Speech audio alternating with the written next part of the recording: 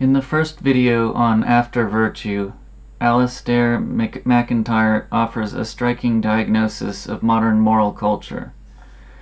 We argue constantly today about justice, about rights, about equality, about responsibility. These arguments are intense, they are emotional, and yet they rarely resolve. MacIntyre's claim is unsettling. Modern moral debate often feels endless, not because people lack passion or intelligence, but because the shared framework that once gave moral language coherence has largely disappeared. But that raises an important question. If that framework is gone, what did it look like when it existed? To understand MacIntyre's argument, we need to step back into a very different moral world. A world preserved not only in philosophy, but in tragedy. For thinkers like Aristotle, ethics was not primarily about rules. It was about human flourishing. Aristotle believed that human beings had a telos, a purpose or end, just as an acorn develops into an oak, and a musician develops the excellence of their craft. Human beings develop excellence through the cultivation of character. Ethics, therefore, had a clear structure. First, human beings as they currently are. Second, human beings as they could become if they fulfilled their potential. And third, the virtues, the habits that allow us to move from the first state to the second. Virtues such as courage, justice, temperance, and wisdom were not abstract ideals. They were traits developed within a community, within practices, within traditions. The good life was not invented individually. It was discovered within a shared social world. This framework shaped not only philosophy, but the moral imaginations of the ancient world. One of the places we can see this moral world most vividly is not in philosophy alone, but in tragedy. Consider the great trilogy, the Oresteia, by Aeschylus. The story begins with an act that already carries moral tension. Agamemnon sacrifices his daughter, Iphigenia, in order to secure favorable winds for the Greek fleet sailing to Troy. Years later, when Agamemnon returns from the war, his wife Clytemnestra murders him in revenge. But the cycle does not end there. Their son, Orestes, then kills his own mother to avenge his father. Each act in this chain of violence is both justified and condemned. Clytemnestra claims justice for her murdered daughter. Orestes claims justice for his murdered father. The moral universe of the play is not morally empty, quite the opposite. It is filled with competing obligations.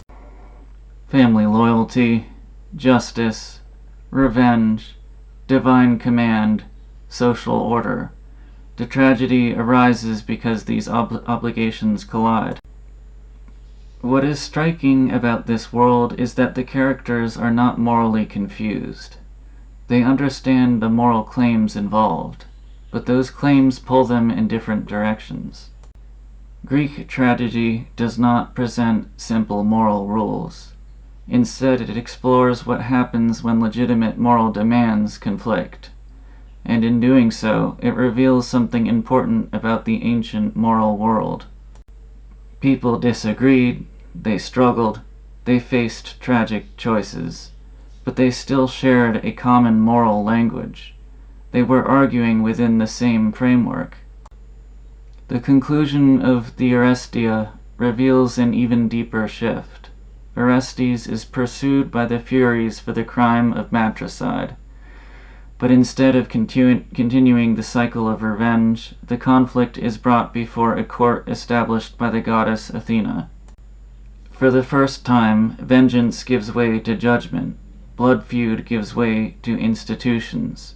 The drama ends not with the triumph of one side over another, but with the creation of a new form of justice, law. The play dramatizes something profound. the gradual formation of a moral order grounded in civic institutions rather than endless retaliation. In other words, morality emerges through traditions and practices developed over time, not through abstract theories invented in isolation. According to MacIntyre, this older moral framework eventually began to collapse. During the Enlightenment, philosophers attempted to rebuild ethics on a new foundation. Thinkers such as Immanuel Kant, David Hume, and Jeremy Bentham all attempted to construct universal moral systems based on reason alone. But they rejected one crucial element of the earlier tradition, the idea that human life has a natural purpose. Without that concept of telos, Aristotle's ethical framework could no longer hold together. What remained were fragments, rules, principles, moral language detached from the broader story that once gave it meaning. This is the world MacIntyre believes we now inhabit, a world where moral arguments feel endless, because the participants are not simply disagreeing about conclusions, they are working from entirely different moral frameworks.